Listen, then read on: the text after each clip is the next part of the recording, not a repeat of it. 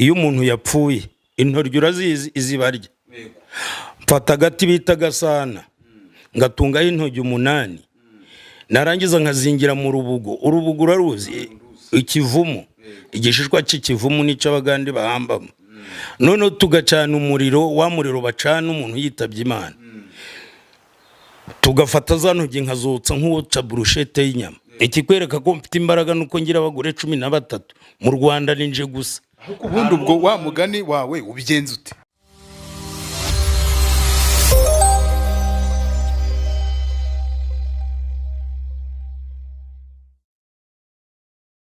Yes, ndagusuje cyane umukunzi wese wa Five Guys TV aho hirya no hino mu gihugu cyangwa se uri hanze y'u Rwanda upfa kuba gusa wumva ururimi dukoresha hano kuri Five Guys TV rw'ikinyarwanda. Ndagusuje cyane suhuje aba diaspora muri abantu banje muri inshuti zanjye muri inshuti za Five Guys. Wewe wakoze subscribe umuntu w'umugabo nawe utarikora tuyikora akanya kugira tujye tubana umunsi ku wundi. Nitwa Junior rero umusore wanyu utagira imigozi muhambira. Ikindi kuba kumushwe simpuheza gaca mpamvu giye ime kumukabazima urayizi no kubera Imana. So, tuje gusura umugabo w'icyamamare mu karere ka Musanze, umugabo ufite abagore nimba ari 300 nimba ari 400 simbizi yitwa Sarongo wa hano i Musanze tuje gusura, tuje kureba imibereho ye ndetse n'abagore be bamaze kwaturangira iyi gate mubona tuhagaze imbere niho kwa Sarongo afite abagore je umubare sinkuzi uko ubanza hari umubare uhinduka buri munsi w'abagore wenza biterwa nabo bahuye. Tuje kwisura Sarongo ndetse n'abadamu be turebe uko bimeze. Sinumva ukuntu umuntu muri iki gihe ukuntu ubuzima bugoye umuntu atunga abagore barenga 10 kuzamura. So reka twisurire Sarongo n'abadamu be twe twiganira byinshi bigiye bitandukanye. Ariko roni n'umukire kuko dore bwa buturage njya mbabwira naho nyano nagombaga gukanda aho ntiwumva di se mbona impamvu atunza abagore benshi kabisa ari ashaka kuba yishoboye. Salama bimeze bite? Ni sawa. Makuru ni meza twari tupize hodi hano tugira ngo dusure umusaza arimo. Munashaka nde? Turashaka muze Sarongo kanze ndebe ko arimo babwire mutubarise.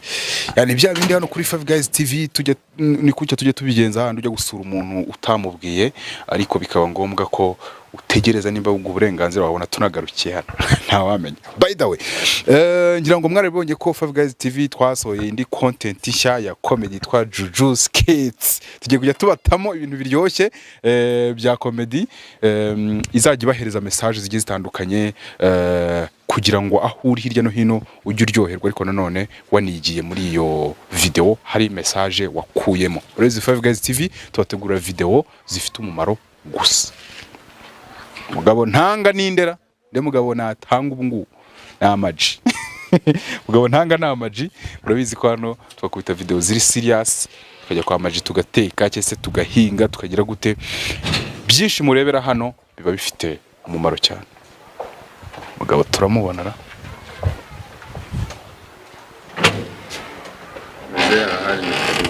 harimo karibu cyane tubanze dusure ubwo umugore wa mbere nuri yandi kureba muraho amakuru dukomeze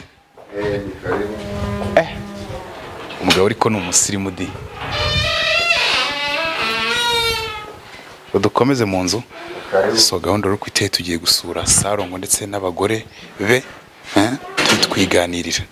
Karibu muraho aba hano neza ko mutwinjiranye turi mu kazi muradutunga umugani w'abashinga ntahe mu tubabarire kandi tuje kubasuhuza.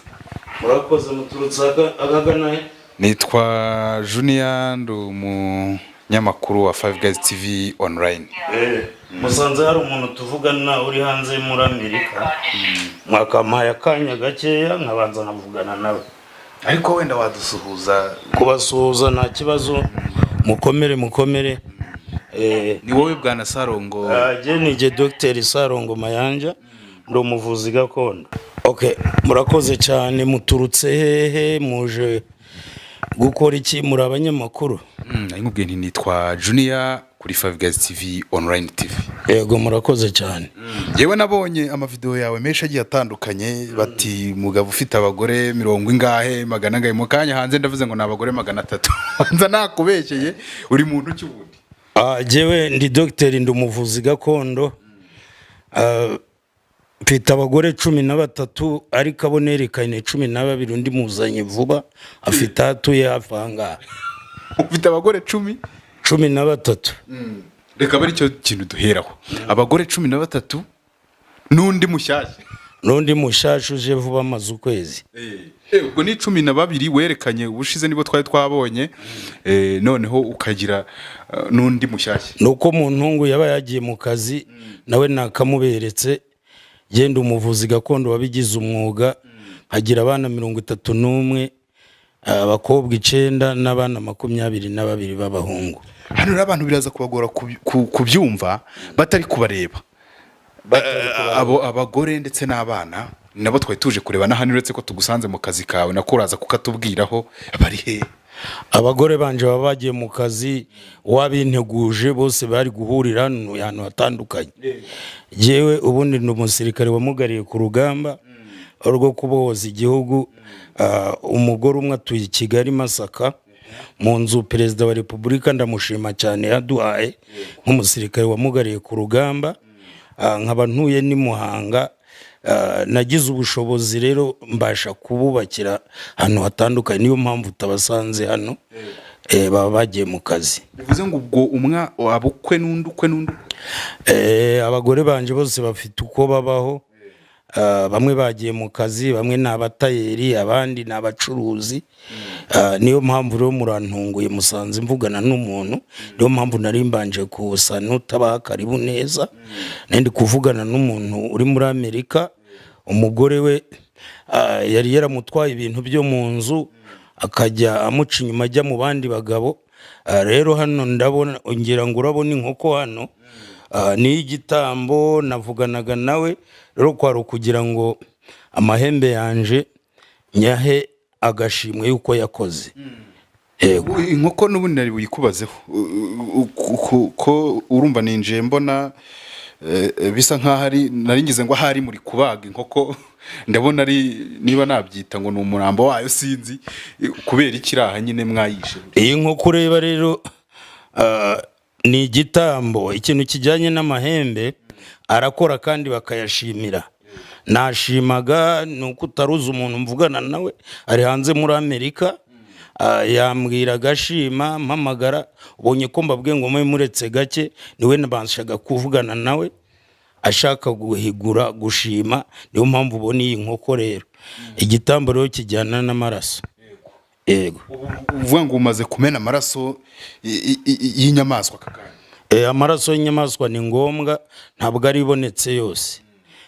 Niyo mpamvu rero nakoresheje iyi nkoko ureba nshimira amahembe yanje aba yaragiye agakora ibyo byose. Uvuga ngo biba bimaze iki mu kazi kawe kwica itungo nk'uku nguku? Ngira amahembe atandukanye agera muri 11. Hari iryitwa ruhazi rwa nkwakuzi ntugire ngo amahembe yose akora ibyo ngibyo. Hari iryitwa ruhazi rwa nkwakuzi hari gakira kambizi hari ibisinde bitabanye. Ayo ni amahembe ntuma mu mahanga. Ayo yandi yakorera hafi. Ni nk'uko ushobora kuba ufite imodoka hari ishobora gukora urugendo ikagera kure. N'amahembe yanje nuko natumye ihembe ryanje ruhazi rwa nkwakuzi ntuma ukembakembye umupfutarambwa nyinura gahaguruka kavuga. Iryo ni ihembe ryanje rikora ibyo ngibyo. Hari niri hakurya iriya. Uyu nawe afite ikibazo hari impamvu zitandukanye ko ndumuvuzi gakondo. Iri hembe ngicaraho nkicara kuyikoma nkaguruka kandi nkagaruka. Ibyo byose muri video zanje nyinshi mwabonye byabayeho ndanyaruka nkagenda. Uri de parasuka vana ukagira ahantu ujya. Ndasimbuka rwose nkagenda ngira imodoka zanje ariko iyo nshaka kwihuta ariko ngenda jyenyine. Urabona ndabyibushe mfite 200 ariko mfata ikoma ritacitseho nk'iri iri ubu sinashobora kugenderaho ariko ridaciye ari umwumba nicara ku ihembe ryanje rwose nkaguruka nkigendera. Ukava hano ukagenda nta ziba kwa Sarongo. Ikikwereka ko mfite imbaraga nuko ngira abagore 13 mu Rwanda ninje gusa. Ariko ubundi ubwo wa mugani wawe ubigenza ute? ibyo ngibyo n'imbaraga zitandukanye ziba kwa Sarongo. Njye mfite n'umubikira, narongoye n'umubikira, dufitanye umwana w'imyaka 2 n'igice witwa Kamikazi. Ufite umugore w'umubikira rwose yakivuyemo. Ariko ntagakira umubikira nyine uravuze ngo yakivuyemo. We yahoze ari umubikira. Ariko nuko turaganira kubera imbaraga za Sarongo ndamuzana n'umugore wanje wa 9. Ubwo kugira ngo umubikira umufatishe wabigenje ute? Wari winjiye mu kigo cyabo mwahuriye?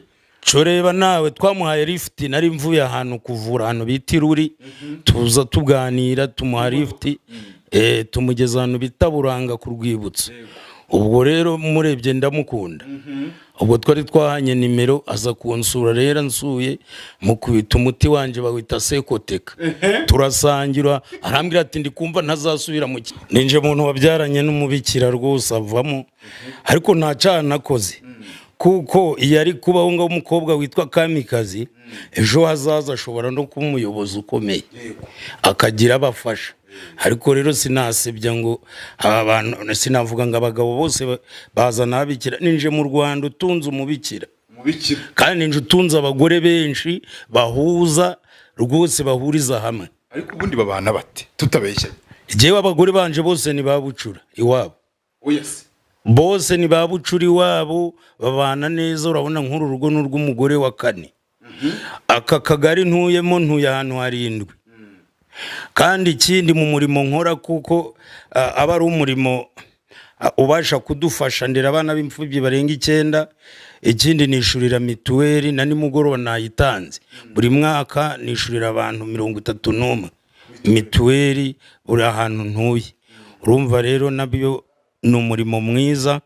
Abenshi rero bagiye banyiyitirira, bakanyitirira cyane, bakagerageza kunyitirira, ariko ibyo ngibyo kubera imbaraga zanje Sarongo mfite ntago byashoboka. Ubu ni ukuvuga ngo usanze narindi gufasha umuntu wari hanze muri Amerika, imbaraga rero zishobora kugerayo. Amahembe urugero naguha akora nka telefone. Niba ndi hano ngahamagara muri Amerika umuntu ukavugana, amahembe yananirwa kugera yate. Ni kusagera yate? Hagera y'amahembe rero. Niba warasomye Bibiliya, hari 1/2 Bibiliya tubwira cyamanutse abamarayika bigometse baza mu isi. Rero izo mbaraga nk'ubu nkubwiye ngo ruhazi rwa nkwakuzi wamenya ari ikizi? Ntabyo nzi nyine, niyo mpamvu mushaka kubimenya. Ihembe ntabwo ari ihembe ry'inka, ni imbaraga rwose zidasanzwe. Dore nk'ubu ngubu amahembe yanjye niba amaze gufasha uriya muntu nakubwira gusanze mvugana nawe, uziko narimba hejeho gakeya kwari ukugira ngo mbashe kumufasha. Kandi abagore banje urambwira uti babana bate? Mbere ntaragira ubushobozi nagiraga abagore 7 baba mu nzu imwe, twaranakodeshaga. Bibaho ibyo bintu? Abagore 7 mu nzu imwe ntibishoboka? Bibaho, babanaga mu nzu imwe, ariko maze kugira ubushobozi buri mugore nkagenda mwubakira ku giti cye, nkamwubakira rwose. Inka turazifite, dufite ubushobozi, nta wakwicwa n'inzara. Kubera abantu bashima. Nk'ubu uyu mugabo si ngombwa ngo nkubwire ngashimishije iki ngiki, ariko niba umuntu ashimye akaguhereza miliyoni 2 z'u Rwanda, urumva ntago wananirwa kuzirya ukwezi kubera ishimwe ry'ibyiza mba mukoreye. Hanyuma narimvuze nti n'ubundi tunyarukire mu kazi n'ubundi kajyanye n'ubuvuzi bwa gakondo, uko nyuma gato wari wavuze ngo wahoze uri umusirikare wamugariye ku rugamba. Ibyo by'ubuvuzi gakondo ubwo byaje bitereye? Rero jewe ababyeyi bacu twavukiye mu Rwanda, bajya Uganda, bajya gupagasa. Bagiye gupagasa, jewe nza mu ntambara yo kubohoza igihugu nzanye na bagenzi banje. Nuko maze gutaha, maze kurasirwa ku rugamba, mboneyo no gushimira ingabo zamugariye ku rugamba bose, ndabasuhuje. Abo twabanye nabo tutabanye. Rero naje gusubira Uganda maze kurasirwa ku rugamba, maze gusezererwa mu ngabo, kuko namugaye. Ngeze Uganda, nja ku mukecuru umwe bamwita Narongo, utuye ahantu bita Buhungu, anyigisha kuvura, ariko nanje ngenda nshiramo ibirungo.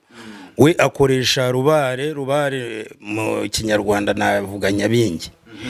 Nagiye rwose maze kugerayo umukecuru arambwira ati mwana wanje rero dore nguhaye impano yo kuvura, ndamukunda cyane. Nejo bundi umudamu wanje yagiye kumusura Uganda, aracariho, atuye mu musozi wenyine hano bita Buhungu.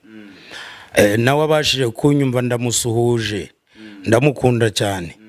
Rero Sarongo ntago ibi by'ubuvuzi gakondo bajya kubyiga ku ishuri, biraza ni impano kugira ngo umuntu agusobanure ngo ihembe niri kutaribona n'amaso se, kandi ndi kurireba riri ntabwo ari ririya ni ihembe ry'inka riri ureba, ariko rikagiramwo izindi mbaraga. Yego.